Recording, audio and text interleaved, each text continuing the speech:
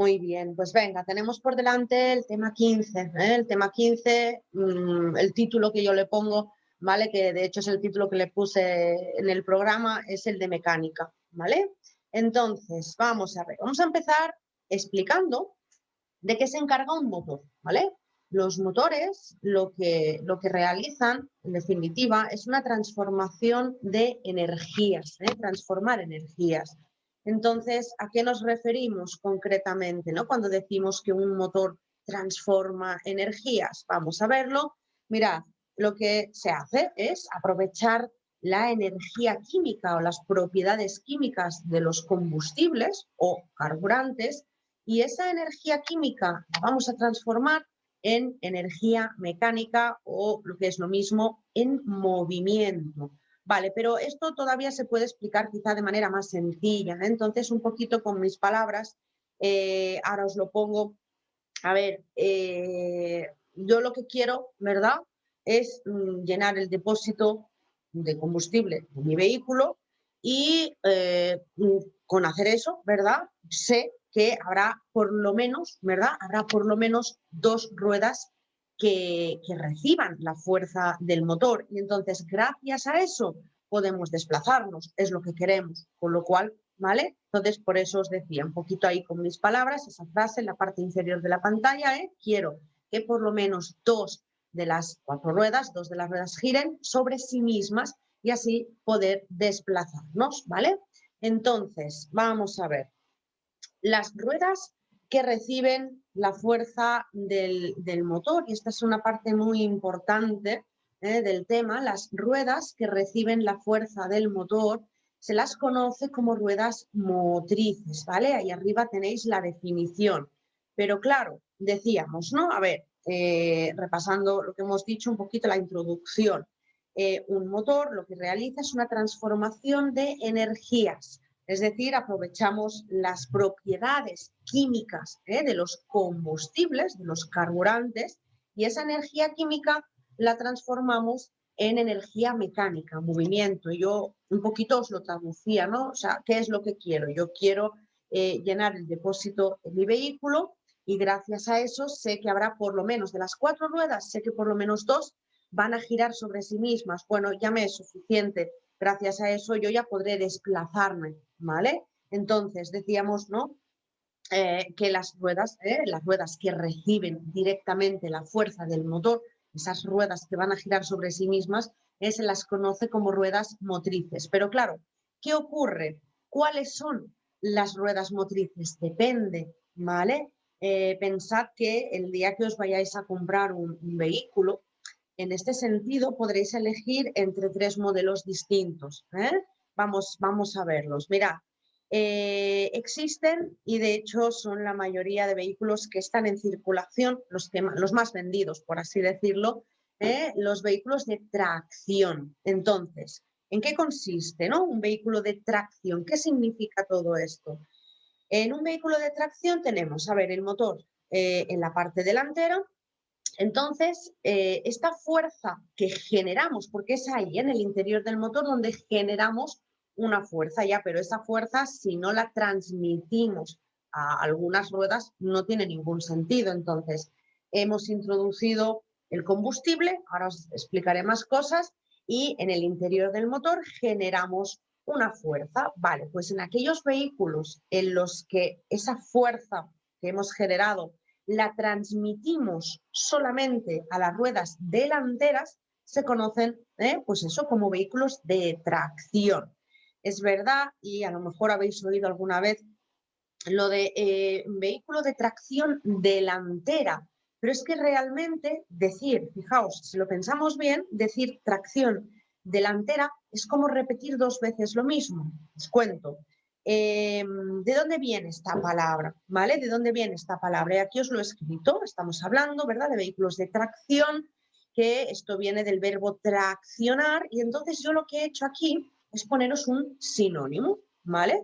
Aquí lo que se está produciendo es un arrastre, ¿vale? Traccionar, arrastrar. Entonces, por eso os decía que eso de tracción delantera es como repetir 2 veces lo mismo. A mí siempre me decían, a ver, solo se puede arrastrar desde delante, y es verdad, con lo cual, decir que me he comprado, por ejemplo, ¿no?, un vehículo de tracción es suficiente, ¿sí? Entonces, ¿qué es lo que os pueden preguntar? ¿Qué es lo que os van a preguntar? Pues la típica pregunta es, en un vehículo de tracción, fijaos, ¿cuáles son las ruedas motrices? Pues contestaréis que las delanteras, ¿vale? Además, fijaos, esto lo podemos relacionar con otra cosa.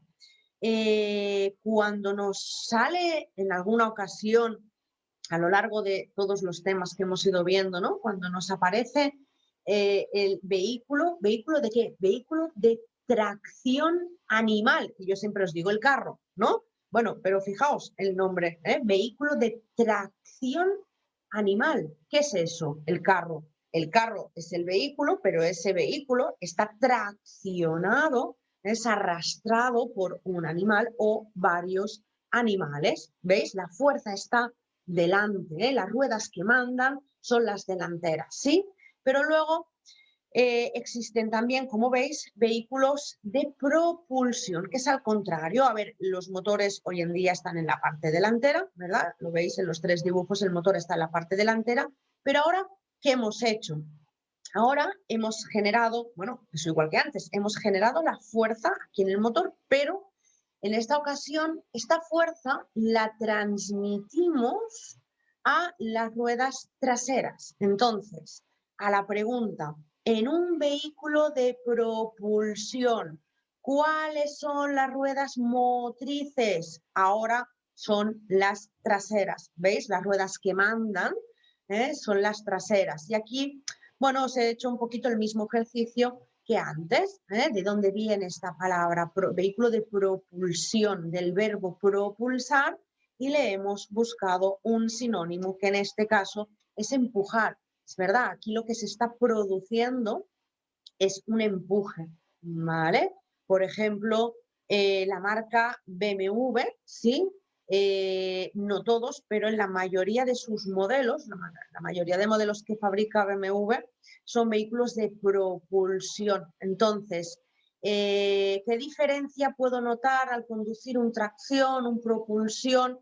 Os decía antes que los vehículos de tracción son los más vendidos. Y es que, porque son los más fáciles de manejar, me explico. Las ruedas motrices, hemos dicho, en el de tracción son las ruedas delanteras, vale, pero ¿os acordáis de que también hemos hablado alguna vez de las ruedas directrices? De dirigir, de dirección. Las ruedas directrices son las ruedas, de hecho os lo pongo ya, tenía aquí abajo un recordatorio, ¿veis? Las ruedas directrices son las ruedas que nosotros desde el puesto del conductor podemos orientar con el volante a un lado o al otro, dejarlas en línea recta, ¿sí? Entonces, en un vehículo de tracción, las motrices, las delanteras, y las directrices siempre son las delanteras también. Entonces, en el vehículo de tracción coinciden motrices y directrices. Entonces, este tipo de vehículo es más manejable, es más sencillo. El vehículo de propulsión, hombre, yo imagino que uno se acostumbrará a todo, ¿vale? Pero sí que es cierto que los vehículos de propulsión ofrecen una conducción un poquito más agresiva, ¿vale? Una conducción un poquito más deportiva, si queréis también. Además, claro, ahora en el vehículo de propulsión hemos dicho las motrices son las traseras, ya, pero es que las directrices siguen siendo las delanteras. Entonces, ¿veis? Aquí ya hay que tener mucho cuidado, por ejemplo, si estás acostumbrado a conducir un tracción, al cambiarte a propulsión, esto se nota mucho en las curvas, a la hora de controlar el volante, bueno, hay que tener cuidado, es lo que os digo, imagino pues que uno se acostumbra a todo, ¿eh? Entonces, ¿qué nos falta? Bueno, pues los vehículos conocidos como tracción total o integral. Nosotros les solemos llamar vehículos todoterreno o 4x4, quizá lo habéis oído de esta manera.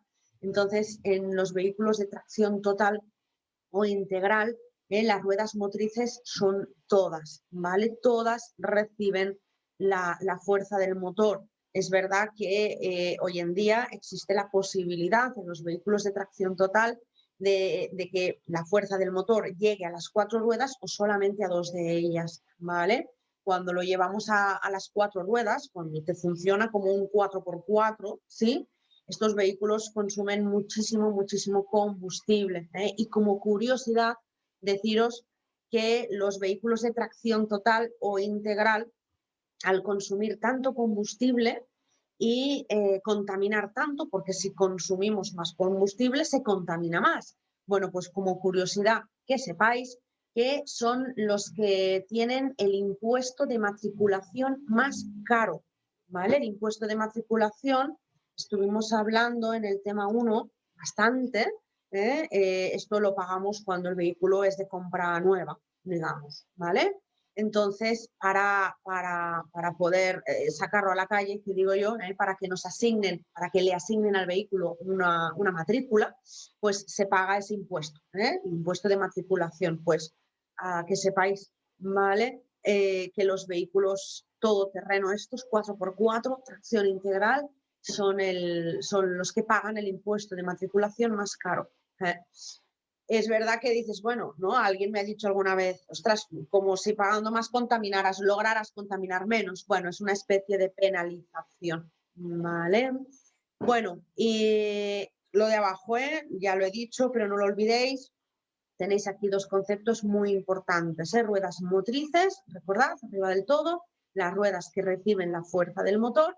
Entonces, ¿qué ruedas son motrices? Depende del vehículo que tú te hayas comprado. Puedes comprarte un tracción, las motrices son las delanteras, puedes comprarte un propulsión, las motrices son las traseras, o puedes comprarte un 4x4, un todoterreno, un tracción total o integral. Entonces ahí las motrices son todas, ¿sí? Y las directrices, ¿vale? Las que nosotros podemos orientar. Voy a la derecha. Cuando giro el volante y las ruedas delanteras, sí, esas son las ruedas directrices. Ya os digo, habitualmente, en la mayoría, no en todos, pero en la inmensa mayoría de vehículos, las directrices son las delanteras. Molt bé, más cosas. Tipos de motores, ya que estamos hablando, ¿verdad? Bueno, hemos empezado, de hecho, la clase explicando de qué se encarga un motor. Luego hemos visto pues, el tema de las ruedas directrices, motrices. Bueno, vamos a ver ahora distintos tipos de motores. Vale, os cuento. El primer tipo de motor que se inventó fue el motor de gasolina. Entonces, ¿qué quiere decir esto de gasolina más aire? Esto os lo he puesto para que sepáis, si no lo sabíais, que un vehículo de gasolina no necesita o no utiliza, mejor dicho, no utiliza solamente gasolina para poder funcionar, sino que esa gasolina se tiene que mezclar con una determinada cantidad de aire, ¿vale? Entonces, más cosas, el aire que los motores necesitan para funcionar, ¿de dónde proviene? El aire que los motores necesitan para poder funcionar proviene del exterior, ¿de acuerdo? Entonces yo me compro un vehículo de gasolina y para poder funcionar, para generar esa fuerza que después vamos a transmitir a las ruedas, introducimos en el interior del motor una determinada cantidad de gasolina que proviene del depósito del vehículo, ¿sí? Introduciremos también una determinada cantidad de aire que proviene del exterior, ¿sí? Luego, posteriormente al motor de gasolina aparecieron los motores de gasoil o diésel. No sé cómo estáis más acostumbrados a oírlo, pero es lo mismo, ¿eh? O sea, hablar de motor de gasoil o decir, me he comprado un diésel, ¿no? Bueno, es lo mismo, ¿vale? Entonces, daros cuenta que los vehículos con motor de gasoil o diésel, además del combustible, además del gasoil, sí, necesitan también de una determinada cantidad de aire, que de nuevo, ¿de dónde proviene este aire para que el motor diésel funcione? Proviene del exterior, ¿sí? Entonces, ¿solo existen estos 2 tipos de motores? No, ni muchísimo menos, pero vamos a centrar la explicación en estos 2, en gasolina y gasoil. ¿Sí? ¿Por qué? Porque las preguntas que os salen en el examen son en relación a estos 2 tipos de motores. Yo siempre digo que la Dirección General de Tráfico en este sentido, ¿no? Las preguntas son muy clásicas. Creo que a vosotros os puede venir bien, ¿vale?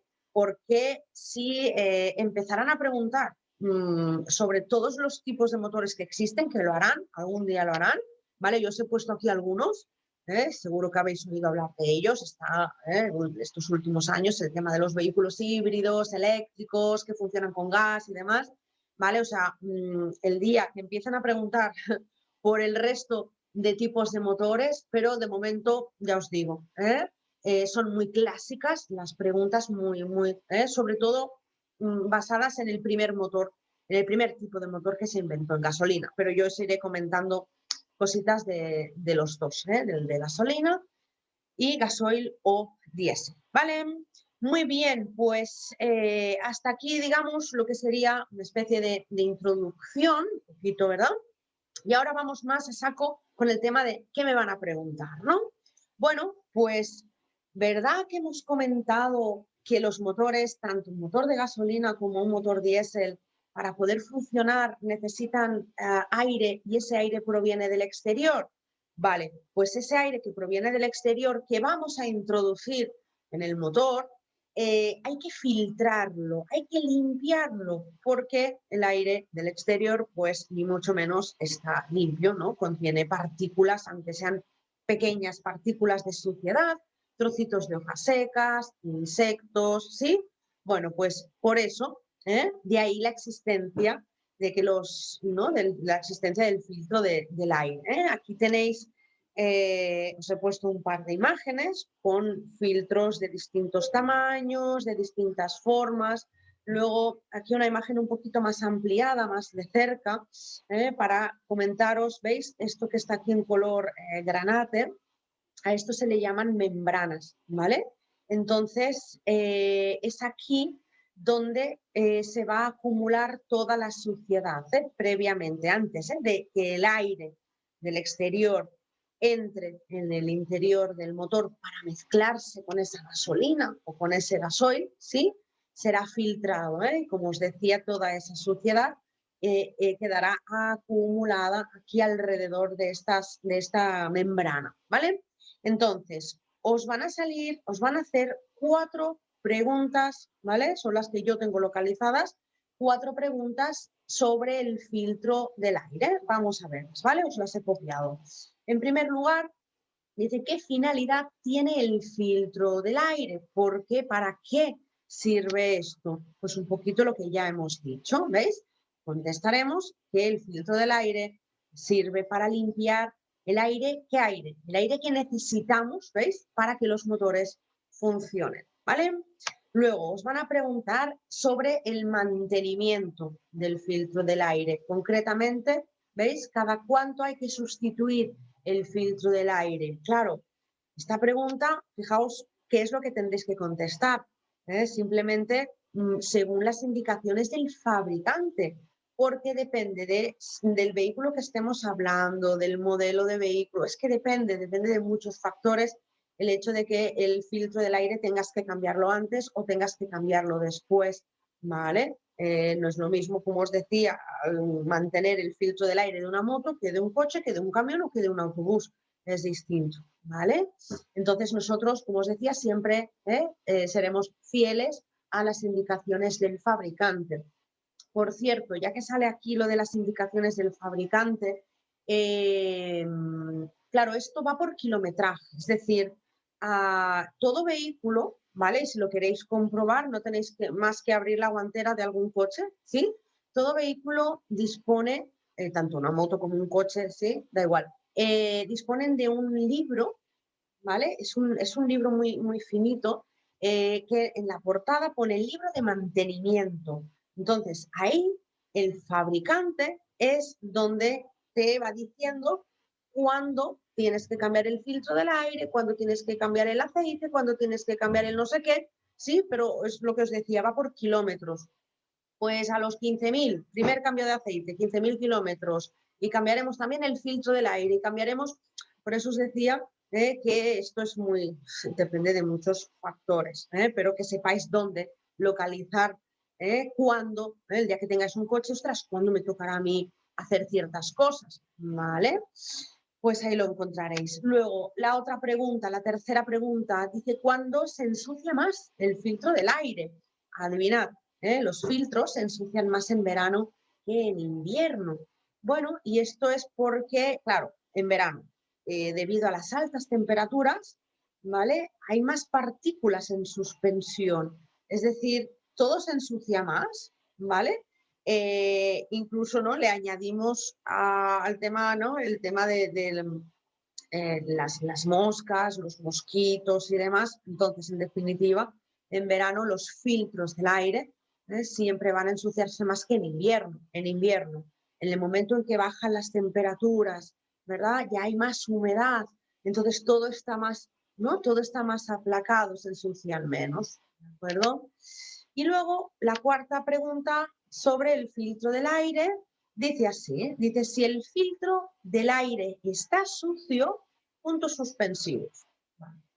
¿Qué pasará si el filtro del aire está sucio? Vamos a leer y ahora explicamos. Dice, pues mira, el humo que sale por el tubo de escape será de color negro, saldrá humarea, ¿sí?, de color negro, debido a la deficiencia, debido a la falta de aire. Vale, os cuento cosas. Mirad,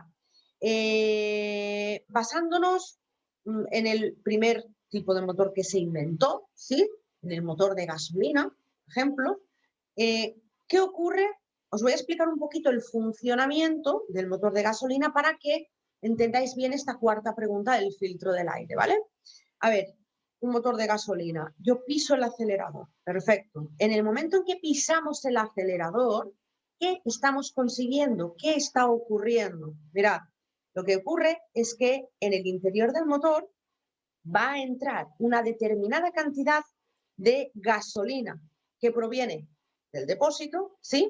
Y entrará también una determinada cantidad de aire que proviene del exterior, ¿sí? Y esto tiene que mezclarse. De hecho, se le llama la mezcla, ¿vale?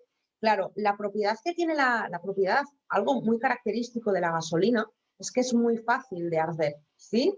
Entonces tiene un poder detonante muy alto, ¿vale? Entonces esta mezcla se hace explotar, ¿eh? Lo digo porque los motores de gasolina también son conocidos como motores de explosión.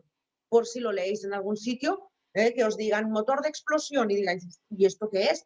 ¿Vale? Pues motor de gasolina y motor de explosión es lo mismo, porque lo que hacemos es, como os decía, introducir gasolina, aire, mezclarlo y esa mezcla se hace explotar, ¿vale? Entonces, ¿qué cantidad va a entrar de gasolina y de aire? Hombre, esto depende, en primer lugar, de lo que nosotros pisemos el pedal del acelerador. Contra más pisemos, ¿verdad?, el acelerador, más cantidad entrará de cada cosa. Pero aparte de esto, pensad que está estudiado, no, estudiadísimo, para que entre el oxígeno suficiente para que consigamos quemar toda esta gasolina. O sea, aquí el objetivo, no de introducir gasolina y aire, el objetivo es, quiero aprovechar al máximo este combustible. Tenemos que quemarlo al 100%, ¿sí?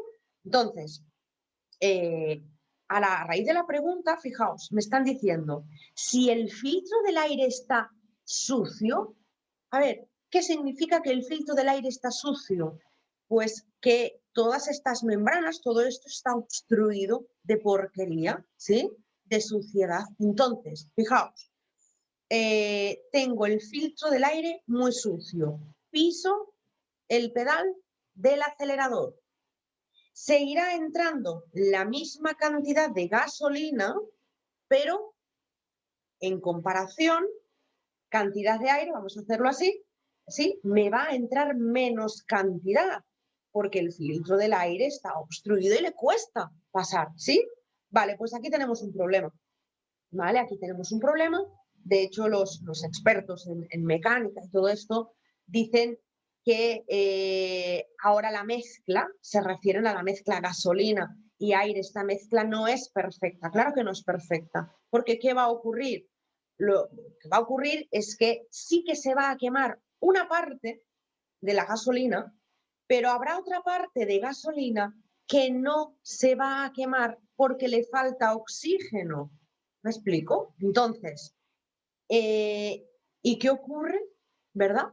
¿Qué va a ocurrir con esa gasolina que no se ha quemado? Porque la que se ha quemado, eso al final eso se transmite, ¿no?, por el tubo de escape, humo, sale. Hoy en día no se ve el humo, pero se emiten los gases por el tubo de escape. Ya, pero esa gasolina que no se ha quemado, bueno, pues esa gasolina que no se ha quemado va a salir, ¿vale? Va a salir en crudo por el tubo de escape, ¿vale? Entonces es una verdadera lástima porque no hemos aprovechado ese combustible. Fijaos el recorrido que ha hecho el combustible. Yo fui a la gasolinera, ¿sí? Llené el depósito de combustible, del depósito de mi coche he introducido ese combustible al motor y del motor, como no se quema, lo estoy tirando al suelo. Estamos contaminando y estamos derrochando combustible. Entonces, todo esto, fijaos, debido a que el filtro del aire está muy sucio. Entonces, quedaros con que además de la marea negra por el tubo de escape, que yo siempre digo, esta es la manera que tiene el coche de pedirte auxilio, ¿no? De llamar tu atención y decir, oye, mírame, algo me ocurre. Pues aparte de esto, que sepáis lo de las gotitas de combustible en crudo, que salen también por el tubo de escape. Fijaos que esto tiene una solución muy sencilla, porque los filtros, es verdad que los filtros a veces están muy sucios, pero el filtro está nuevo, ¿vale? Entonces lo que se puede hacer, ¿vale? Es limpiar el filtro. Simplemente en el taller lo que te hacen es que con una pistola de aire comprimido, ¿vale? Sacan toda la suciedad entre medias de ahí de las membranas y ya tienes el filtro limpio, ¿vale? Muy bien, más cosas. En este tema os van a hacer preguntas también sobre el sistema eléctrico. Pero a ver, claro, el sistema eléctrico es muy amplio. Hay muchas cosas. Por suerte para vosotros, os van a preguntar, os van a hacer preguntas de la batería, ¿vale? Entonces, a ver, vamos a definir en primer lugar qué es una batería, ¿vale? Una batería se entiende, ¿no? Es un recipiente, ¿vale? Es un recipiente, bueno, ¿y qué hay dentro? En el interior de la batería hay un montón de placas de plomo, ¿vale? Muchas placas de plomo. ¿Y ya está? No. Para que una batería funcione y haga lo que tiene que hacer, ¿sí? Esas placas de plomo tienen que estar cubiertas por un líquido. Repito, estamos explicando, estamos definiendo qué es una batería. Y me dicen que una batería es un recipiente en cuyo interior hay placas de plomo, pero además esas placas de plomo tienen que estar cubiertas con un líquido. Vale, ese líquido, lo tenéis aquí abajo en mayúscula, a ese líquido se le conoce como el electrolito, ¿vale? Entonces, a la pregunta, ¿qué es el electrolito? Aquí lo tenéis. El electrolito es una mezcla de agua destilada y ácido sulfúrico, ¿vale? O sea que fijaos lo que contiene una batería. El agua destilada no me preocupa, lo que me preocupa, ¿verdad?, es el ácido sulfúrico. Entonces, a ver, más cosas que tenéis que saber. De baterías, hay que distinguir dos tipos de baterías. Las baterías, vamos a decir, las antiguas, que se las conoce como baterías con mantenimiento, y las actuales, que se las conoce como baterías sin mantenimiento, ¿vale? Baterías con mantenimiento y baterías sin mantenimiento. Digo esto porque, fijaos, una pregunta típica de este tema es esta de aquí. Pregunta que tenéis escrita en el lado izquierdo. Dice, si usted observa que el nivel de electrolito no cubre las placas, ¿qué tendrá que añadir? Y la respuesta, ahí lo tenéis, es agua destilada. A ver, ¿entendéis por qué os decía lo de tenemos que distinguir dos tipos de baterías. Las baterías con mantenimiento, así si queréis, entre comillas, las antiguas, y las baterías sin mantenimiento, podemos decir las actuales. Entonces, esta pregunta, ya os digo, es típica, sale siempre. Entonces, claro, yo tengo que preocuparme del nivel del electrolito en el caso de baterías con mantenimiento. En las baterías actuales yo no me tengo que preocupar de esto, ¿vale? Probablemente incluso estéis pensando, ostras, pues yo no he visto a nadie rellenar una batería, ¿vale? Con agua destilada. Pues puede ser que no, porque ya os digo, estas baterías, bueno, cada vez se utilizan menos, las hay, las venden, pero que cada vez se utilizan menos. Entonces, las baterías con mantenimiento, como hay que estar pendientes del nivel del electrolito, el plástico que rodea el recipiente de lo que es la batería, tal cual, es un plástico semitransparente, de modo que nosotros podamos ver en todo momento el nivel del electrolito, ¿no? Para ver si cubre o no las placas, ¿de acuerdo? Las baterías actuales, ya lo veréis en los coches de las prácticas, abriremos el capó y os diremos, mira, esta es la batería, os levantaremos una cosa, pero no ves nada más, ¿vale? Porque son baterías sin mantenimiento. Pero, no lo sé, si tenéis que conducir un coche, sí, con una batería con mantenimiento, veréis que seréis capaces de visualizar, de ver perfectamente el nivel del electrolito en el interior de la batería, ¿vale? Entonces, a ver, me están diciendo que puede ser, llegará un momento, ¿verdad?, en que el nivel del electrolito no cubre las placas y entonces, si el nivel del electrolito no cubre las placas, me dicen que tengo que añadirle agua destilada. ¿Por qué? Porque si no, la batería no va a funcionar. Pero a ver, ¿por qué? Yo me refiero, ¿cómo es que va bajando el nivel de electrolito en el interior de la batería? Porque, ¿qué sucede en el interior de la batería? En el interior de la batería se producen reacciones químicas, ¿vale? Y tras una reacción química, ¿verdad?, se emiten vapores. Entonces, aquí hay algo que se evapora. ¿Y qué es lo que se evapora? Lo único que se evapora es el agua destilada. De ahí que cuando me preguntan, oye, ¿qué le tienes tú que añadir? Tengo que añadirle agua destilada, ¿vale? Fijaos, el ácido sulfúrico, entre otras características, tiene esta, ¿no? Que el ácido sulfúrico, aunque sea sometido, aunque lo sometamos a reacciones químicas, no se evapora. Es decir, tú puedes ver, en una batería con mantenimiento, puedes ver que el nivel del electrolito va bajando, pero insisto, lo que se pierde es el agua destilada. La cantidad de ácido sulfúrico siempre es la misma, ¿vale?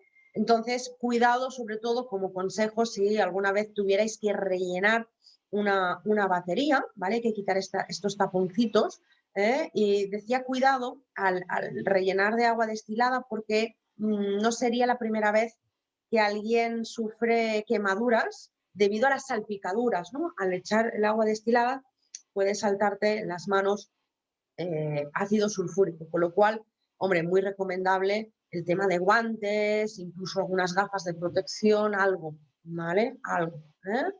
Muy bien. Luego, todavía con el tema mantenimiento en las baterías, ¿veis? Fijaos, vamos a leer, dice, en todo tipo de baterías. Lo he puesto en mayúscula porque, bueno, es la manera de incluirlas a todas. Es decir, tanto en las baterías con mantenimiento como en las baterías sin mantenimiento, fijaos, para todo tipo de baterías, las antiguas y las actuales, ¿vale?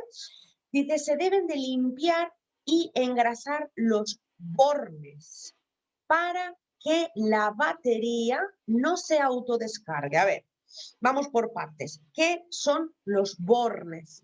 Aquí lo tenemos, ¿eh? Aquí tenemos un borne muy limpio y un borne, pues ya lo veis, ¿no? Muy, muy sucio. Los bornes son los que lo que nosotros llamamos en la batería el polo positivo y el polo negativo, ¿no? El más y el menos, ¿vale? Pues esos son los bornes, ¿vale? En la imagen esta no, aquí se ve muy bien, ¿veis? Perdonad que haya vuelto atrás, ¿veis? Tenemos el borne positivo, que es el símbolo más, y el borne negativo.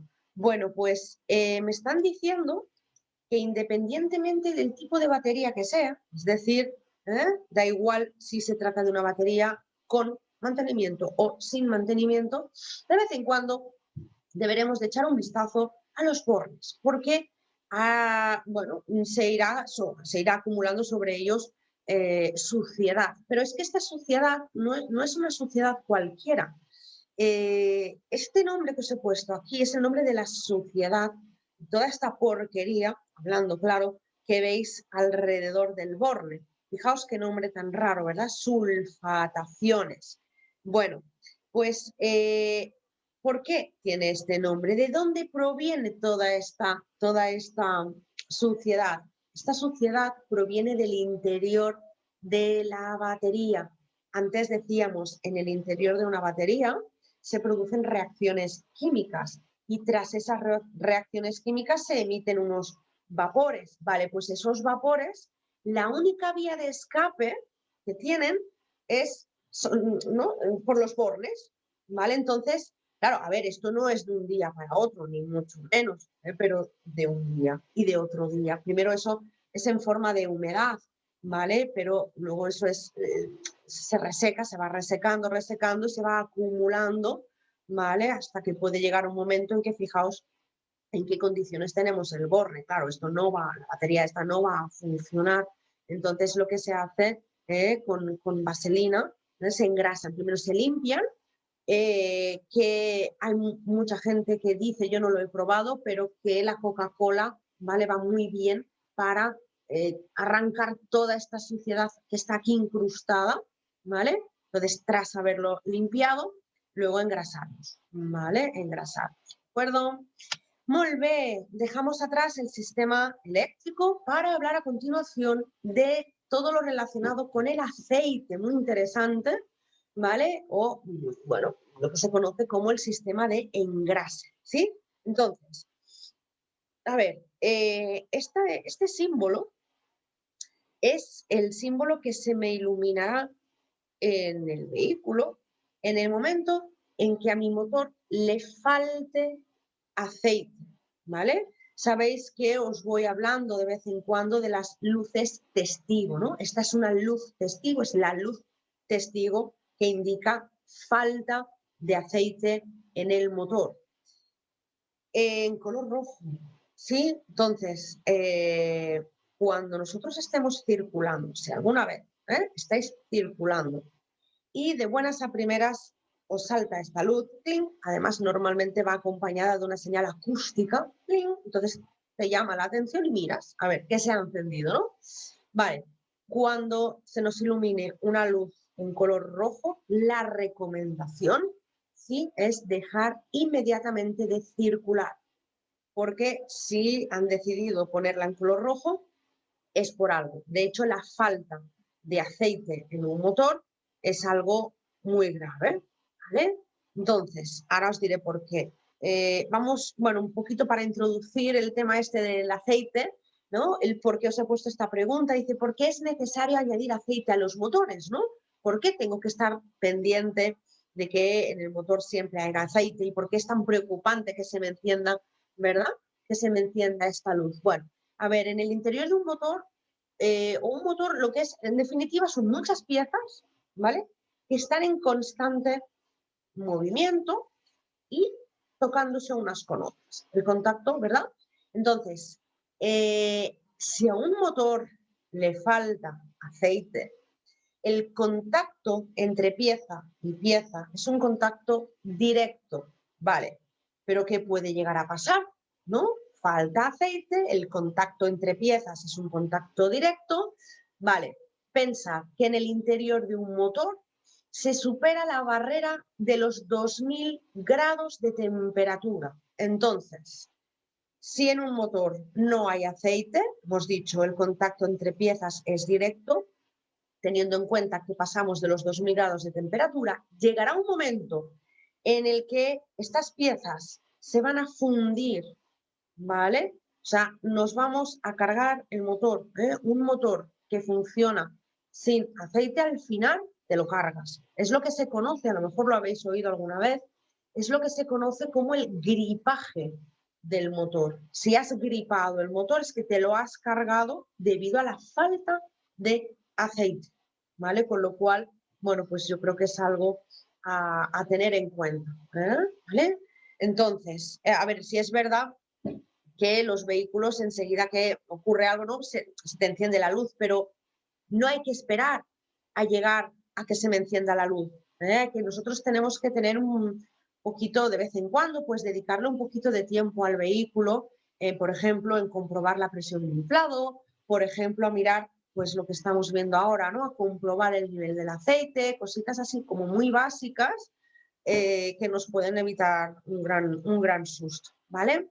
Entonces, mira, tenemos a mano izquierda el dibujo de un motor. Vale, así de primera, así de entrada asusta un poquito, ¿eh? Pero ya veréis. Mirad, en la parte superior, esto es lo que veríamos por la parte de arriba al abrir el capó de este vehículo. ¿Veis esto que tiene forma redonda? Esto es el filtro del aire, ¿vale? Esto queda encima. Vale, pero no nos interesa eso ahora. Nos interesa la parte de abajo. Este recipiente que nos han cortado aquí, ¿veis? Nos lo han cortado para que yo pueda explicar lo que os quiero explicar. Bueno, pues este recipiente es el depósito del aceite.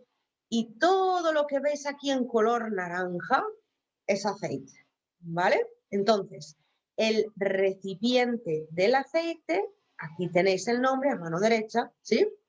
Se le conoce el depósito, vaya, el depósito del aceite es lo que se conoce como el cárter, ¿vale? Estoy segura, puede ser, os haya pasado cuando habéis ido con alguien en un coche y pasáis por encima de un resalto, ¿sí? Esos pasos para peatones elevados. Bueno, pues si ese resalto lo hemos pasado con exceso de velocidad y demás, hemos podido tocar los bajos, ¿verdad? Del vehículo, rascas, se escucha o incluso un golpe, ¿verdad? Bueno, pues lo que has rascado o incluso lo que has llegado a golpear es el cárter, ¿vale? O sea que cuidado en estos sitios. A ver, sí que es verdad que directamente no tocas el cárter, ¿eh? Todos los vehículos llevan un cubre cárter, que es como una especie de protección, pero bueno, según cómo le des el golpe, puedes cargarte el cubre cárter y puedes cargarte también el cárter, con lo cual en el momento en que rompes el cárter, el motor está sin aceite, se va a vaciar, ¿vale? Entonces, inmediatamente, ¿vale? Dejaríamos de circular, ¿sí?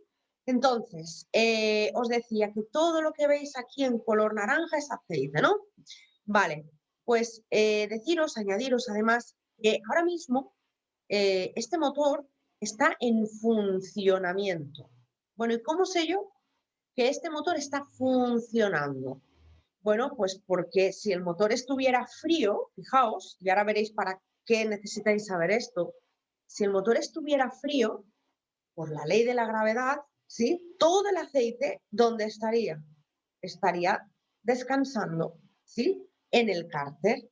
Entonces, cuando un motor está en funcionamiento, lo ponemos en marcha, hay una bomba que lo que hace es impulsar, ¿sí? El aceite y para que el aceite llegue pues, a todos aquellos lugares donde tiene que llegar, ¿sí? Pero insisto, cuando tú apagues el motor, todo este aceite que está por aquí arriba pululando, ¿sí? Todo ese aceite caerá hasta que totalmente descanse todo en el carro. Vale, ¿y por qué os explico todo esto? Bueno, porque os van a preguntar, ¿vale?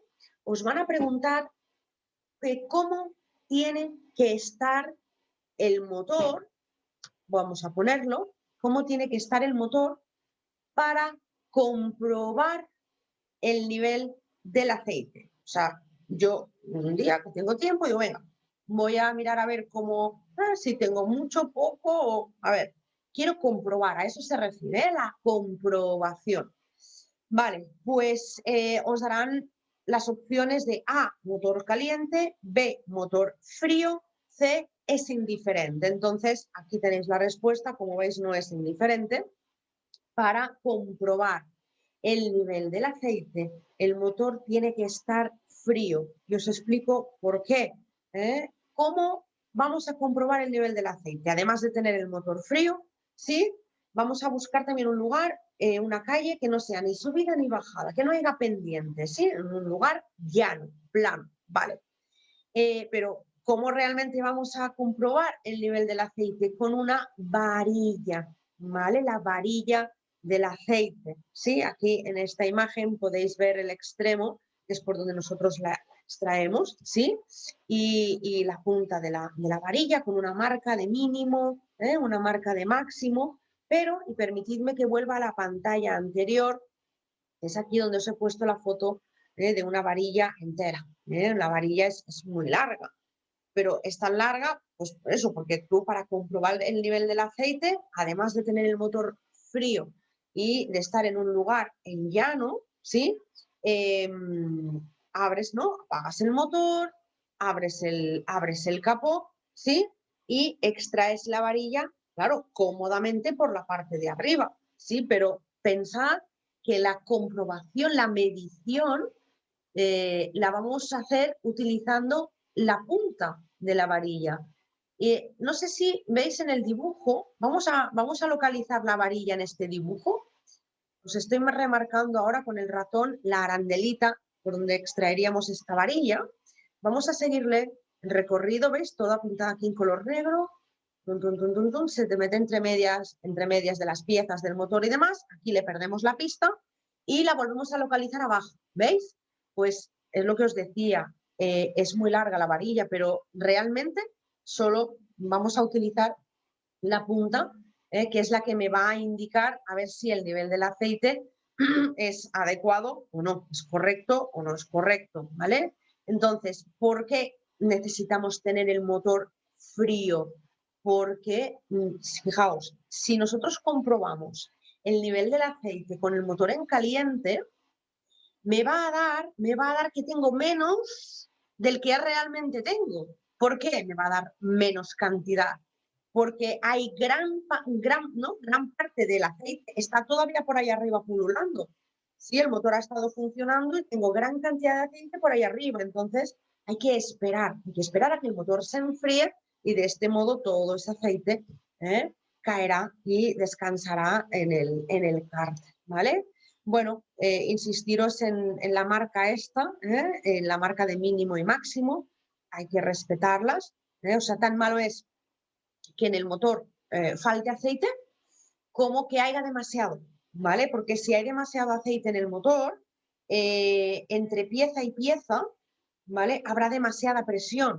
O sea, yo antes os decía, si a un motor le falta aceite, es malísimo, ¿eh? Porque entre pieza y pieza no hay nada. El contacto es directo y el motor se va a gripar, las piezas se van a fundir, ¿sí? Se van a derretir. El gripaje, cuando un motor tiene aceite pero tiene la cantidad adecuada, lo que conseguimos es que entre pieza y pieza haya una fina película de aceite y eso ya evita el gripaje, ¿sí? Pero si hay demasiado aceite, entre pieza y pieza hay demasiada presión, el motor funcionará, pero nos avisará de que ocurre algo y habrá que vaciar, habrá que sacar aceite, ¿vale? Por el cárter, hay un tapón en el cárter y, bueno, ya lo veis, ¿no? Entonces, por eso insisto en que es importantísimo el respetar estas marcas de mínimo, que nunca nos quedemos sin aceite, pero también es importante el que no haya demasiado aceite, ¿vale? Entonces, para hacer la comprobación hemos dicho, ya sabemos que el motor tiene que estar frío para que todo el aceite, sí, baje y se deposite y descanse en el cárter. Necesitamos también estar en un terreno llano, ¿sí? Vale, entonces abrimos el capó, extraemos la varilla y fijaos, extraemos la varilla, pero vamos a leer. Tras extraer la varilla, debemos de limpiarla. ¿Por qué? Porque está toda sucia. ¿No ves que la varilla la llevamos siempre ahí, ¿verdad? Con nosotros. Entonces la varilla está toda impregnada de aceite, con lo cual, lo digo por si queréis comprobar el nivel del aceite en el coche de la mamá, del papá, del amigo, de la amiga, así, abrid el capó, sacar la varilla, pero limpiarla, ¿vale? Entonces, una vez la habéis limpiado, la introducimos, ¿veis? Tras extraer la varilla debemos limpiarla para luego introducirla de nuevo y saber exactamente la cantidad de aceite que tenemos, ¿vale? Entonces extraemos la varilla, limpiamos la puntita solo, volvemos a introducir, nada, 5 segundos, sacamos, entonces veremos a ver hasta dónde me ha manchado el aceite, ¿veis? Aquí en la L es el nivel mínimo y la H es el nivel máximo, ¿de acuerdo? ¿Vale? Bueno, esto de todas maneras, si lo queréis hacer, lo hacéis, pero en las prácticas también lo haremos, ¿de acuerdo? También os lo pueden preguntar, con lo cual lo practicaremos. Vale, pero ahora, ¿qué es lo que me van a preguntar también? Sobre el cambio de aceite. Hemos hablado de la comprobación. Yo he comprobado si tenía poco, si tenía mucho, ¿sí? Pero, claro, el aceite, ¿qué ocurre? Que llega un momento en que el aceite, ni eso es aceite, ni eso, ¿vale? Llegará un momento que el aceite, pues, estará muy, muy sucio y eso no engrasará, que es su función. Entonces, ¿veis? El aceite normalmente no tiene este color. Un aceite nuevo tiene color, pues, de aceite, ¿vale? Tal cual. Pero fijaos, aquí podéis apreciar los bajos de un coche. Esto que veis aquí arriba a la izquierda es el cárter. Le hemos abierto el tapón del cárter para sacar todo el aceite. Hay que vaciar el circuito y volver a rellenar el circuito con aceite nuevo, ¿vale? Pero fijaos, a diferencia de antes, no hemos dicho, para comprobar el nivel del aceite, el motor tiene que estar frío para que todo el aceite baje. Ahora, para cambiar el aceite, me dicen que es mejor que el motor esté caliente. En los talleres lo que hacen es, bueno, pues tenerlos en funcionamiento durante un ratito, luego les apagan el motor y entonces, ¿vale? Se abre el cárter. ¿Y por qué? Para cambiar el aceite es mejor tener se hace, vaya, con el motor en caliente, porque de esta manera el aceite saldrá mejor, ¿vale? Estará más diluido. Si el motor está frío, estará mucho más espeso, le costará salir, ¿de acuerdo? ¿Vale? O sea que cuidado con estas dos preguntas también, ¿eh? Comprobación del aceite, motor en frío. Cambio de aceite, motor en caliente.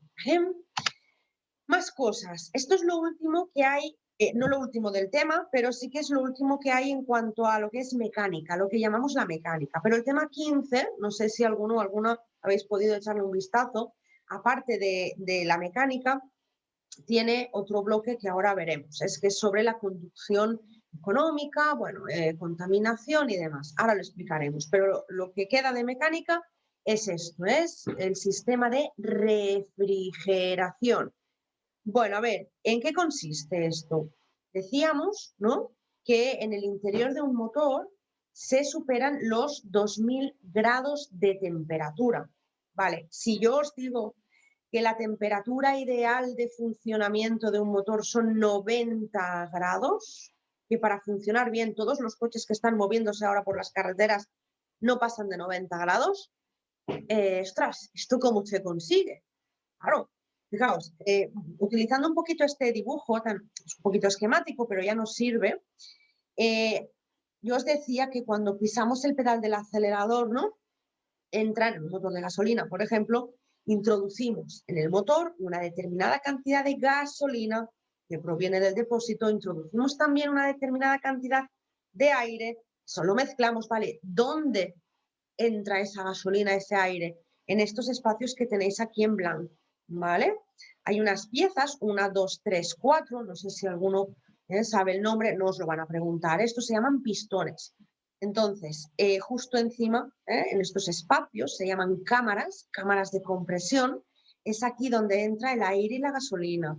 Es aquí donde entra el aire y la gasolina. Es aquí donde entra el aire y la gasolina. Y es aquí donde entra también el aire y la gasolina.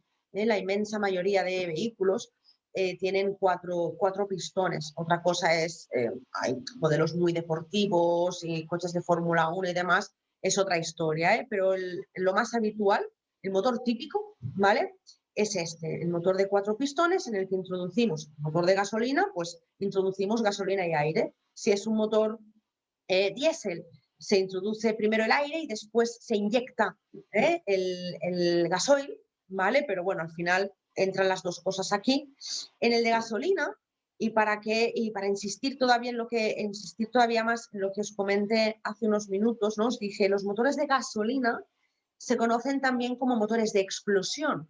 Y es porque esta gasolina y este aire se hace explotar, esta mezcla se hace explotar. Os decía, yo lo que quiero es que toda esa gasolina que introduzca en el motor, quiero quemarla, si no, ¿de qué me sirve? ¿Vale? Pero ¿cómo conseguimos hacer quemar esa gasolina? Bueno, esto se consigue gracias a las bujías. Una bujía, con B de Barcelona, una bujía, de hecho, si miráis en el libro, pone bujía, 2 puntos.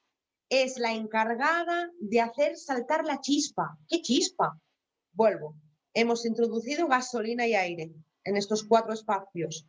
Pues llega un momento en que la bujía, habrá una bujía aquí, aquí, aquí, aquí, hace saltar una chispa, imaginaos, en un espacio muy, muy, muy reducido, gasolina, aire, y que tú llegas allí con un mechero, ¡flash! ¡Bum! Claro, ¿qué esperabas? ¿Qué se ha producido?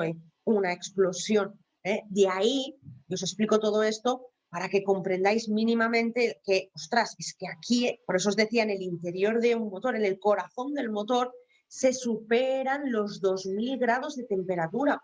Pero aquí tuvieron que romperse la cabeza para inventar, para crear un sistema que rebajara, ¿no? Que bajara de esos 2000 y pico grados a 90, ¿vale? Porque ya os digo, la temperatura óptima, la temperatura ideal de funcionamiento de un motor son 90 grados. Entonces, ¿cómo se consigue bajar de los 2000 y pico grados a los 90?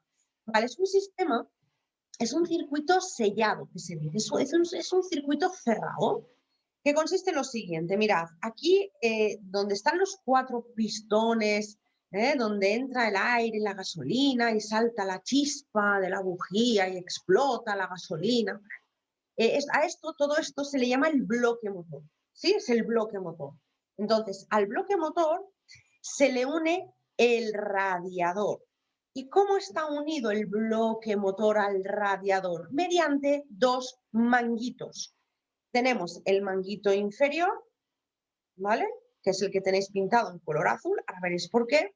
Y tenemos el manguito superior, que en este caso hay color, ¿no? Pintado de color rojo, ahora veréis por qué. La cuestión es, tenemos al bloque motor unido a un radiador por el manguito inferior y el manguito superior. Pero además, unido también al radiador hay un pequeño depósito. Os van a preguntar el nombre de este depósito, ¿vale? La pregunta dice así, dice, ¿cómo se llama el depósito por el que usted añadirá líquido refrigerante? Porque todo este circuito es un circuito que va por líquido, ¿vale? Y a ese líquido se le llama líquido refrigerante. Entonces, vuelvo a la pregunta, ¿cómo se llama el depósito por el que usted añadirá líquido refrigerante? Aquí lo tenéis, es el vaso de expansión.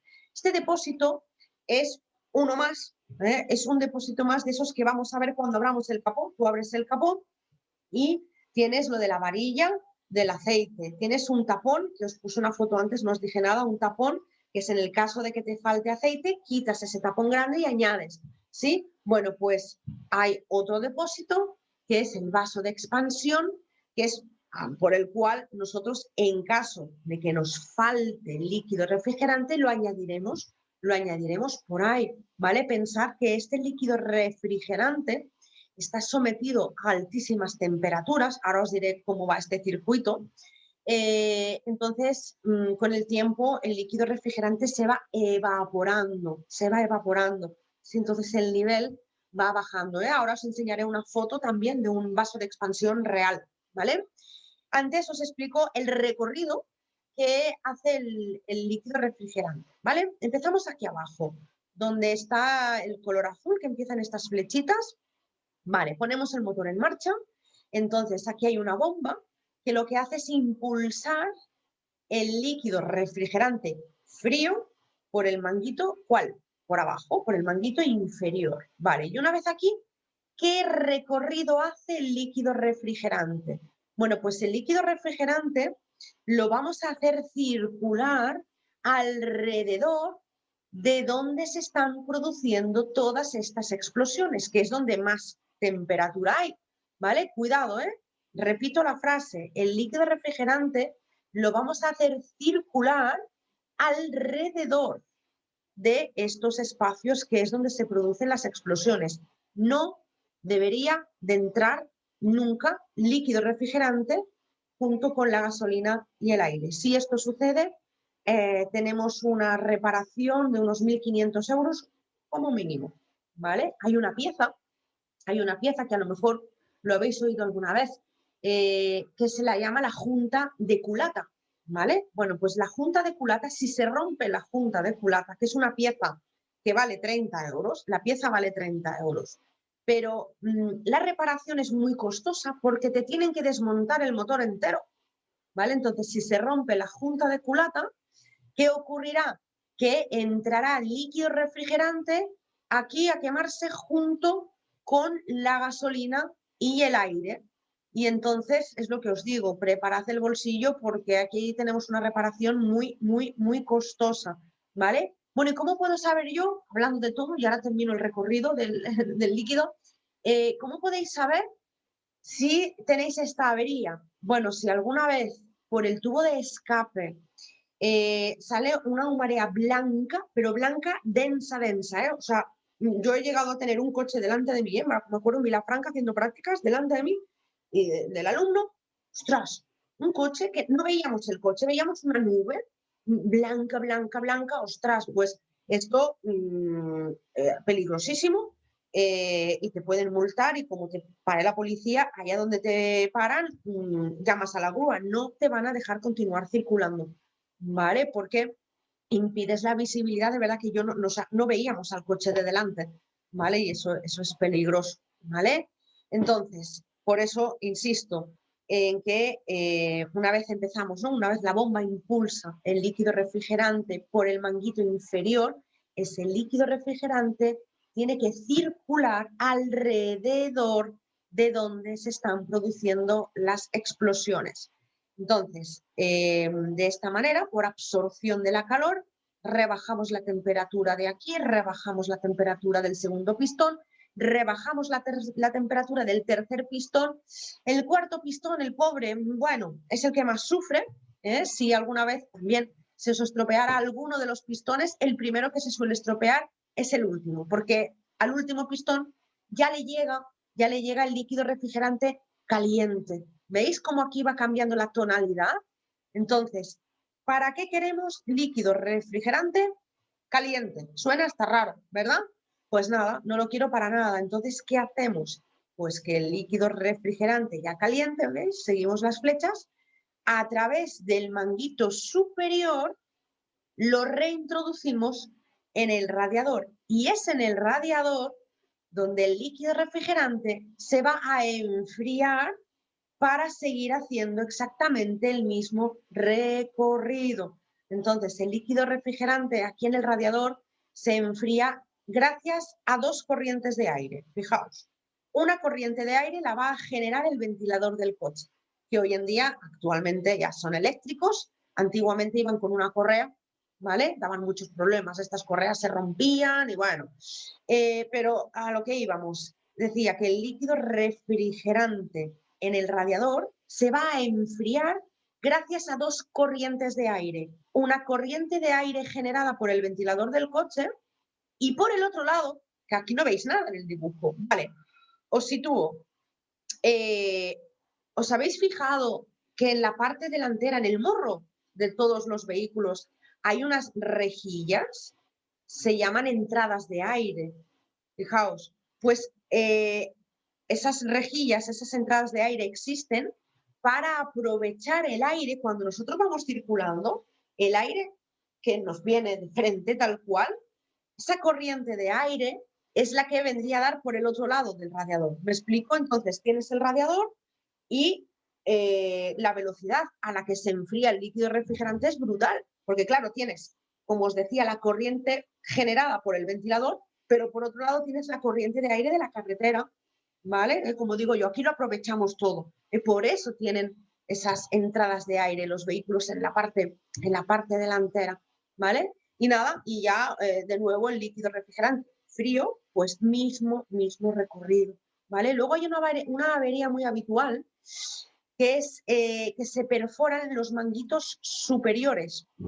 ¿Y por qué se perfora más? Hay más tendencia a que se perforen, se estropeen los manguitos superiores a los inferiores, porque es por el manguito superior por el que pasa el líquido refrigerante a muy alta temperatura. El primer coche que yo tuve, tuve una avería y era esta. Se me perforó el manguito superior. Entonces, claro, perdía líquido refrigerante, se me encendía el símbolo de la temperatura, que ahora os enseñaré. Yo le echaba líquido refrigerante por el vaso de expansión, conforme echaba el líquido refrigerante por el vaso de expansión me aparecía en el suelo, claro, hasta que ya me dijeron, es que se te ha perforado, el manguito superior. Pero bueno, de cara a vosotros, preguntas, básicamente lo del vaso de expansión, ¿vale? Recordad el nombre del depósito. Y luego os preguntan en invierno. Dicen, ¿invierno? ¿Qué tiene usted que tener en cuenta ¿no? en el sistema de refrigeración? Y os dicen, pues que en invierno tenemos que añadir anticongelante. A ver, vamos a verlo todo esto con fotos, ¿vale? Por ejemplo, la primera imagen, arriba del todo a la izquierda, ¿veis lo que os decía? Que la temperatura ideal de funcionamiento de un motor son 90 grados. Aquí lo tenéis. Todos los coches tienen este termómetro. Entonces, cuando tú recién nada, lo acabas de arrancar, la aguja está en el 50, algunos coches empiezan por 60, bueno, está a la izquierda del todo, entonces a medida que tú van pasando los minutos, la aguja de la temperatura del motor va subiendo, cuando llega al 90, si todo está bien, ahí se queda, ¿sí? El problema es cuando se nos ilumine, aquí tenéis el simbolito, ¿veis? Aquí os lo he puesto en grande, fijaos en qué color se me va a encender si me falta líquido refrigerante. ¿Ves? Si me falta líquido refrigerante, se me iluminará esta luz testigo, ¿veis? Es una especie de termómetro sumergido en agua, en color rojo. De nuevo, ¿veis? La falta de aceite en color rojo. Aumento de la temperatura del motor en color rojo, ¿vale? Pues insisto, la recomendación es dejar inmediatamente de circular, porque si se nos enciende esta luz y nosotros seguimos circulando, lo siguiente que voy a ver es que me va a empezar a salir humo del motor y lo siguiente ya no hace falta que lo explique, ¿vale? Bueno, aquí tenéis a mano izquierda un vaso de expansión tal cual, veréis los coches de prácticas, por ejemplo, es como este. Aquí tenemos la marca de mínimo también y máximo. Y lo que os comentaba de que en invierno os preguntarán, ¿no? ¿Y en invierno qué tiene usted que tener en cuenta en el sistema de refrigeración? Y me dicen, tengo que añadir anticongelante. A ver, hoy en día ya venden los dos productos juntos, ¿vale? Desconozco sinceramente si los podemos encontrar por separado, pero a ver, como cómodo, compras una garrafa en la que el líquido refrigerante ya lleva incorporado el anticongelante, ¿vale? De hecho, aquí se puede leer perfectamente bien, anticongelante y refrigerante. Mirad, no sé si llegáis a apreciar lo de las temperaturas que hay aquí abajo, -9, 9 grados bajo cero y 120. ¿Sabéis qué significa esto? Que con este líquido refrigerante que ya lleva incorporado el anticongelante, el motor puede trabajar perfectamente bien, aunque se alcancen los 9, ¿no? Hasta 9 grados bajo cero. Y el 120 quiere decir que este líquido no llegará a su punto de ebullición porque tiene aditivos y demás hasta los 120 grados, con lo cual también me da bastante tranquilidad, ¿vale? De esto, si miráis en cualquier supermercado, en una gasolinera donde vendan líquidos refrigerantes y demás, hay de varias temperaturas, ¿vale? De -9, yo he visto de -18, depende, pero por ejemplo para la zona en la que estamos nosotros aquí, con uno de -9 ya, vamos, de sobra, ¿vale? Y luego, bueno, os he puesto la otra foto, pues, bueno, para que veáis Los líquidos refrigerantes siempre suelen ser, bueno, sí, son de colores muy llamativos, ¿no? Un amarillo fosforito, un rosa, un verde. Esto es para que nosotros no tengamos problema a la hora de comprobar el nivel del líquido refrigerante. Cuando os lo enseñemos en las prácticas, en el coche de la autoescuela, lo veréis. Veréis que se aprecia muy, muy bien. ¿Vale? Tú puedes ver, mueves un poquito el coche y ves perfectamente pues por dónde anda el nivel, tal cual. ¿Vale? Molt bé, pues decíamos hasta aquí lo que es la parte de mecánica, pero nos falta otra parte que, bueno, nada que ver con los temas. Bueno, ya de hecho veis que desde el tema 14 en adelante los temas son muy diferentes, porque los primeros 13 temas son como muy todo de memorizar y todo muy... Y esto, bueno, bueno, es un temario diferente. No quiere decir que sea más fácil, más difícil, bueno, es algo diferente. Entonces, esta parte, fijaos, trata de la conducción económica, pero aparte de llamarle conducción económica, también podemos llamarle conducción racional o conducción eficiente. La mayoría de veces yo lo he visto con esta última palabra, ¿vale? Las preguntas os salen en relación a la conducción eficiente. Entonces, es todo lo mismo, ¿eh? Conducción económica, racional o eficiente, ya os digo, pero yo con todas las preguntas que he visto aparece la palabra, ¿no? Las palabras conducción eficiente. Bueno, ¿qué es la conducción eficiente? Pues en 4 palabras, nunca mejor dicho, os lo he resumido. La conducción eficiente consiste en consumir lo menos posible con el objetivo de contaminar menos. Si gastamos poco combustible, si conducimos de manera que gastemos poco combustible, también contaminaremos menos. ¿Veis? Esta parte del temario es verdad que hace unos años, yo por ejemplo, cuando me sacaba el carnet de conducir, esto no existía, no se hablaba, no estaba en las preguntas, en los exámenes. Entonces, a ver, es como que se han dado cuenta un poquito tarde de que hay un problema grande con el tema de la contaminación. Por eso han añadido esta parte del temario en los exámenes, ¿vale? Esto es para que desde, bueno, pues desde las autoescuelas pongamos nuestro granito de arena, ¿vale? Para intentar formar a conductores que el día de mañana conduzcan de manera eficiente, ¿vale? Conducir, repito, de manera que cuanto menos combustible gastemos, mejor. Bien para nuestro bolsillo, pero esto está enfocado, ¿vale? Sobre todo para el tema de la contaminación. Entonces, vamos a ver cómo podemos llegar, no porque estaréis pensando, bueno, si esto está muy bien, pero enséñame cómo puedo conducir gastando lo menos posible. Bueno, vamos a conocer qué factores pueden influir en el consumo de combustible, qué es lo que puede hacer que gastemos más o gastemos menos, ¿no? Por ejemplo, el tema de las vías, ¿no? Os van a preguntar, dice, ¿en qué tipo de vías se consume más combustible, ¿no? ¿Dónde se consume más combustible? ¿Dentro de poblado o fuera de poblado? Pues aquí lo tenéis, me dicen que se consume más combustible dentro del poblado. Vale, esto está totalmente comprobado, ¿eh? O sea, si a mí me dicen, mira, toma, coge este coche y a 50 kilómetros por Barcelona ciudad. Ve por donde te dé la gana. Cuando hayas hecho 50 kilómetros, vuelves, ¿vale? Vuelvo, ¿no? A esos 50 kilómetros vuelvo y he gastado, me miran los litros que he gastado, X litros, los que sean, ¿vale? Y luego me dicen, mira, ahora con este mismo coche vas a hacer 50 kilómetros en la autopista, línea recta, como aquel que dice. Y luego vuelves. Y, voilà, sorpresa, habremos gastado menos. Curioso, ¿eh? Hemos circulado a más velocidad, pero hemos gastado menos combustible. Ostras, ¿y eso? ¿Esto cómo se explica? Bueno, pues aquí entran en juego ya las marchas, ¿vale? Esto está totalmente, íntimamente relacionado con las marchas. Entonces, yo os he puesto aquí las 5 marchas, que es lo más habitual.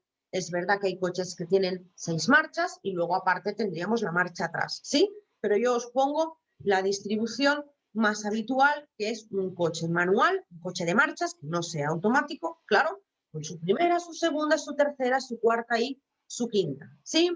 Entonces, esta línea que separa aquí, bueno, la he puesto porque dentro de Poblado vamos a utilizar mucho la primera y la segunda, mucho.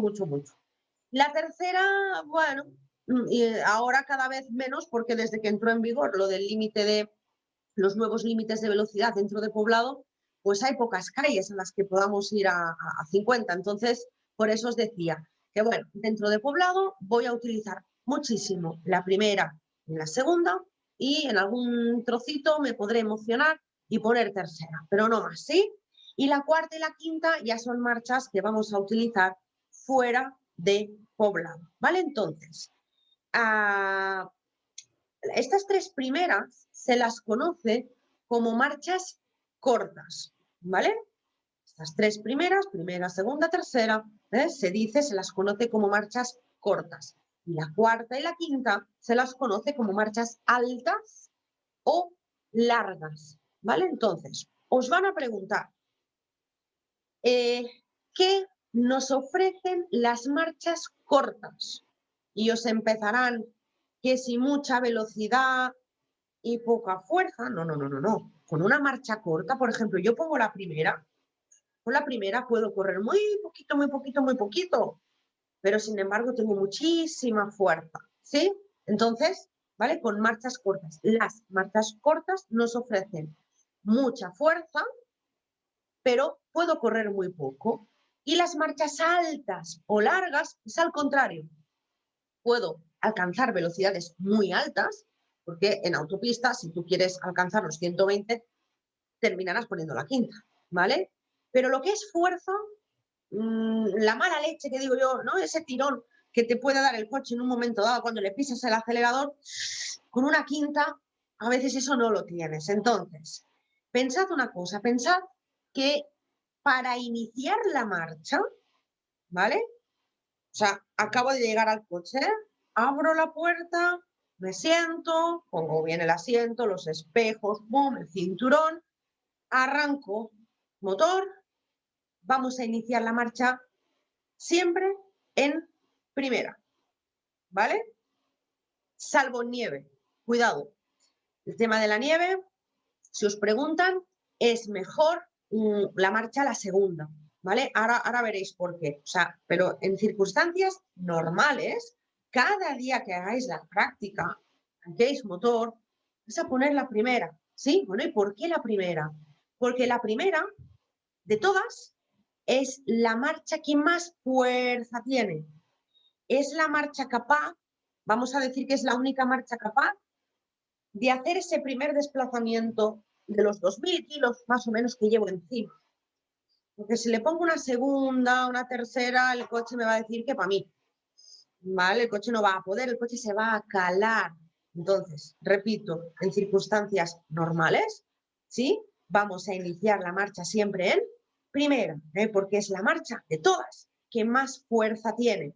Os decía que en nieve, en primera no. Y sé que esto puede parecer extraño. Os van a preguntar, no pongáis la primera.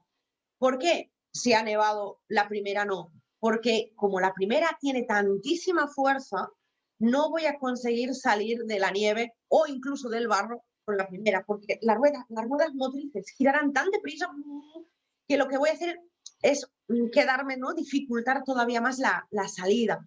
Entonces, sí que es verdad que sobre nieve, ¿vale? Sobre nieve, es preferible la más alta que tú puedas. Os dicen la más alta posible, normalmente la segunda, ¿vale? Porque así las ruedas motrices no girarán tan deprisa y es más fácil salir. Cuidado con esto, ¿vale? Con este detalle de la nieve. Pero, vuelvo, en circunstancias normales vamos a iniciar la marcha en primera, ¿sí? Porque os decía que es la marcha que más fuerza de todas, ¿no? La marcha de todas, la que más fuerza tiene. Entonces, yo siempre digo, claro, pero esta fuerza no es gratis. Es decir, os cuento, Eh, os tenéis que haceros a la idea de que las marchas, ¿vale? Tenemos una caja de cambios que se llama, con una palanca, pero la caja de cambios me ofrece muchas posibilidades. Tengo una primera, tengo una segunda, tengo una tercera, tengo una cuarta y tengo una quinta. Y yo voy a utilizar una u otra marcha dependiendo de lo que yo necesite en cada momento. Si necesito iniciar la marcha, tengo que hacerlo en primera, ¿sí?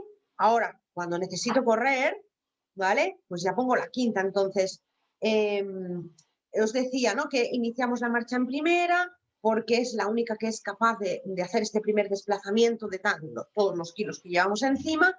Y os decía también, pero esta fuerza no es gratis. Y es que resulta que cuando el motor trabaja ¿no? Cuando utilizamos marchas cortas, el motor trabaja muy revolucionado. Y un motor, cuando trabaja muy revolucionado, ¿sabéis qué significa? Que le está entrando gran cantidad de combustible al motor. Por eso os decía, esta fuerza que me da la primera no es gratis. ¿De dónde sacamos tanta fuerza? Del combustible, ¿vale? Entonces, un motor, cuando lo llevamos a marchas con marchas cortas, bueno, está diseñado de esta manera.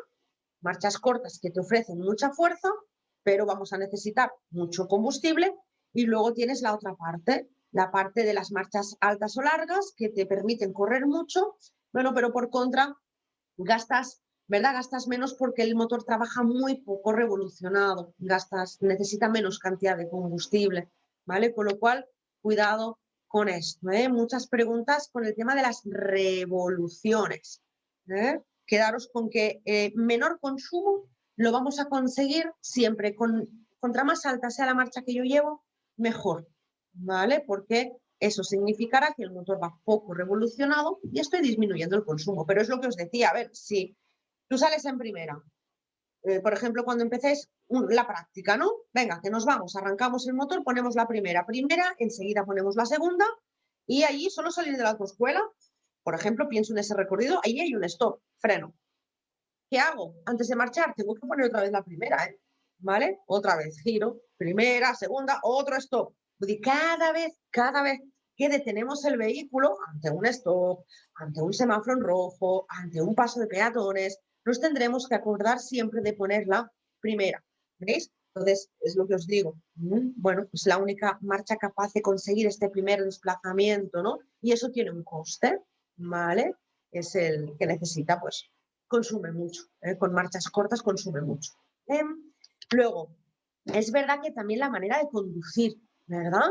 La manera de conducir tiene y mucho que ver con el consumo de combustible. Pensad que esto de la conducción eficiente, gasta poco, ¿vale? Gasta poco, intenta gastar poco combustible, ¿veis cómo? Utilizando marchas altas, llevando el motor poco revolucionado, ¿sí?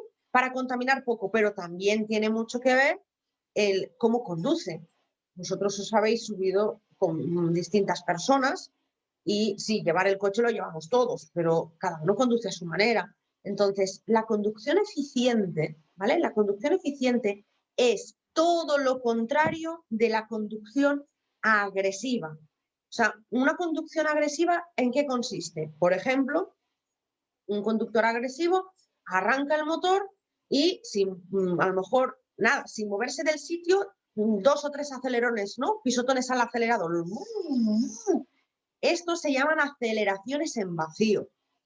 ¿Y eso sirve de algo? Eso no sirve de nada. Los coches antiguos sí que había motores de gasolina muy antiguos, en invierno, por ejemplo, coches que estaban en la calle toda la noche y por la mañana, a la hora de irte a trabajar, lo arrancabas y, ostras, tenías que darle, ya, pero eso en los motores actuales no es necesario. Esto mismo os lo van a preguntar, ¿eh? ¿Es necesario, os dicen, realizar aceleraciones en vacío? No tiene ningún sentido, no lo hagas, porque cada vez que le pegas el pisotón al acelerador, estás introduciendo una cantidad de combustible en el motor, y como aquel que dice, si no te has movido del sitio, ¿vale? Luego, un conductor agresivo, pues, por ejemplo, si ve que hay, yo qué sé, un semáforo en rojo, ¿vale? A lo lejos un semáforo en rojo y un vehículo detenido. Y yo, como conductora agresiva, estoy viendo eso, pero yo con el pie en el acelerador. Y luego voy y freno de golpe, ¿no? Se entiende, ¿no? Eso es conducción agresiva. No he quitado el pie del acelerador en ningún momento. Cuando un coche, tú estás viendo que delante, unos pocos metros, hay un semáforo en rojo y un coche parado, unos pocos metros antes tú ya le puedes quitar el pie del acelerador si el coche no se para. El coche sigue moviéndose por inercia. Hay que aprovechar esa inercia. Quita el pie del acelerador. Eso os lo enseñaremos a hacer también en la práctica. Los examinadores también van a mirar si sabéis conducir de manera eficiente. Yo con un paso de peatones, hay peatones, quita el pie del acelerador y el vehículo poquito a poco irá disminuyendo la velocidad, ¿vale? Pues todo esto os lo enseñaremos, como digo, ¿vale? Entonces, más cositas. Ahora hacemos una pequeña comparativa entre un motor de gasolina y un motor de gasoil. Todo esto basado también en, ¿no?, centrándonos en el consumo. Mirad, os lo van a preguntar todo, ¿eh? Aquí hay un total de 4 puntos, ahora os lo voy poniendo. Os lo van a preguntar absolutamente todo. Por ejemplo, con el motor de gasolina me dicen que puedo iniciar la marcha inmediatamente, importante esa palabra, después de haber arrancado el motor. ¿Sabéis qué me está diciendo? Que tras arrancar el motor, me dicen, bueno, ya puedes pisar el acelerador, ¿vale? Porque el motor de gasolina, a ver, es un motor sencillo, pero eso no es malo, ni mucho menos. El motor de gasolina es un motor sencillo y eso en ese sentido es muy bueno porque tú lo arrancas y es como que el coche te dice, venga, va, ¿dónde vamos hoy? Es decir, tú enseguida le puedes poner, puedes pisar el acelerador que desde el momento cero te va a aprovechar esa gasolina que tú le estás introduciendo al motor, te lo va a aprovechar al 100%. Sin embargo, cuidado, los motores diésel o que utilizan gasoil como combustible, fijaos la diferencia. Tras arrancar un motor diésel o de gasoil es recomendable esperar unos segundos. O sea, te dicen, sí, arráncalo, pero espérate, no pises enseguida el acelerador. Bueno, ¿y por qué? Porque si enseguida piso el acelerador, ese primer combustible que le estoy introduciendo al motor diésel no me lo va a aprovechar. Bueno, ¿y por qué? Porque los motores, fijaos, los motores diésel o gasoil son motores más grandes. Las piezas, todo es más grande y todo pesa más. Y es como que necesita un poquito de tiempo para, por así decirlo, para despertar, ¿no? De ahí que en el gasolina, que es un motor muy sencillo y de mecánica muy fácil, pues genial, arrancas, pisas y te vas. El motor diésel o gasoil no.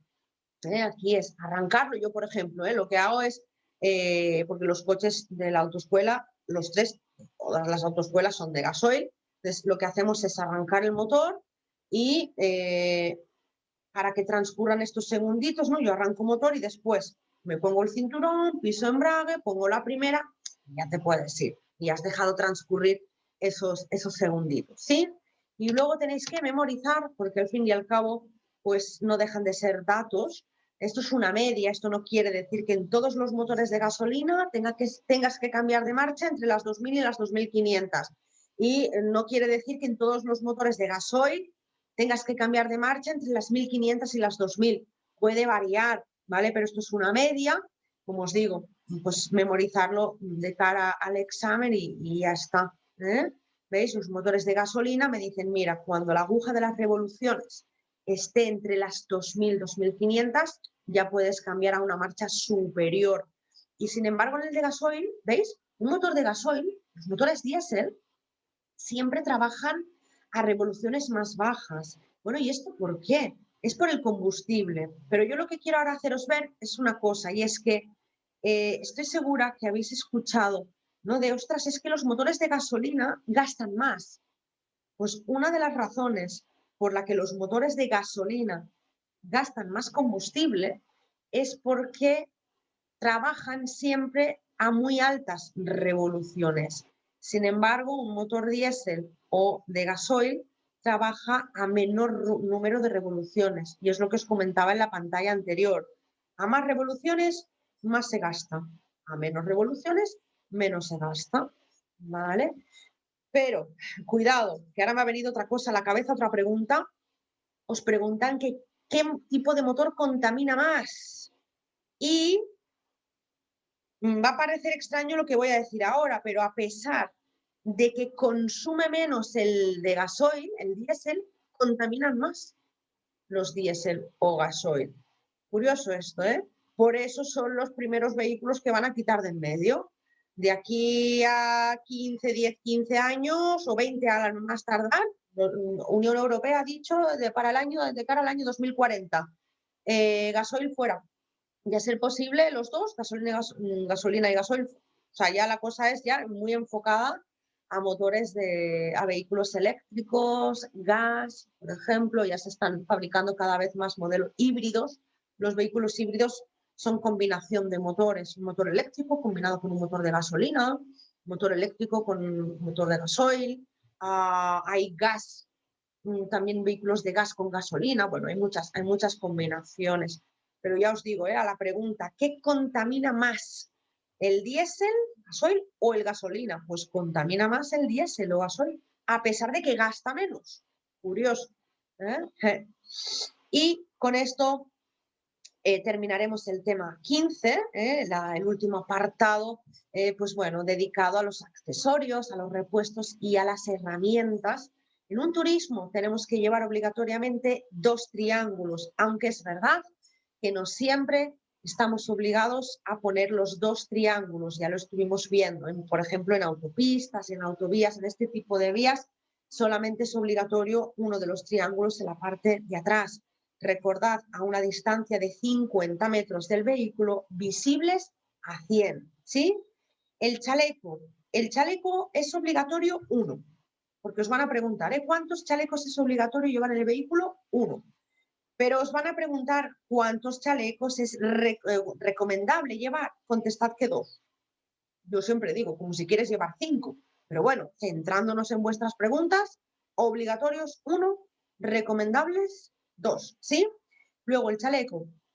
El chaleco no se puede llevar en el maletero. El chaleco tiene que estar en el interior, en el habitáculo, que se llama, para que si nos ocurre algo, nos podamos bajar del vehículo ya con el chaleco puesto. Vale, entonces, ¿en qué tipo de vías es obligatorio utilizar el chaleco? En vías interurbanas, ¿os acordáis? Hace días que no nos salía esta palabra.